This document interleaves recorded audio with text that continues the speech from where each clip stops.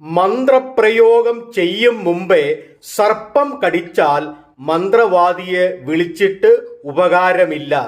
ജ്ഞാനിയുടെ വായിലെ വാക്ക് ലാവണ്യമുള്ളത്. മൂഢന്റെ അധരമോ അവനെ തന്നെ നശിപ്പിക്കും.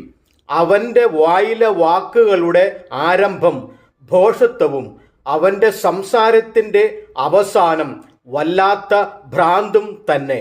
ഭോഷൻ വാക്കുകളെ വർദ്ധിപ്പിക്കുന്നു. സംഭവിപ്പാനിരിക്കുന്നത് മനുഷ്യൻ അറിയുന്നില്ല. അവന്റെ ശേഷം ഉണ്ടാകുവാനുള്ളത് ആർ അവനെ അറിയിക്കും. സഭാപ്രസംഗി 10-ാം അധ്യായം 11 മുതൽ 14 വരെയുള്ള വാക്യങ്ങൾ.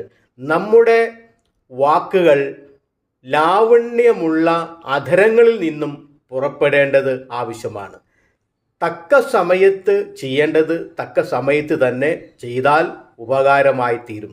ആയതിനാൽ ദൈവത്തെ പ്രസാദിപ്പിച്ചുകൊണ്ട് ലാവണ്യമുള്ള വാക്കുകൾ ഉച്ചരിച്ച് മറ്റുള്ളവരെയും ദൈവത്തെങ്കിലേക്ക് അടുപ്പിക്കുവാൻ ദൈവം നമ്മെ സഹായിക്കട്ടെ. ആമേൻ.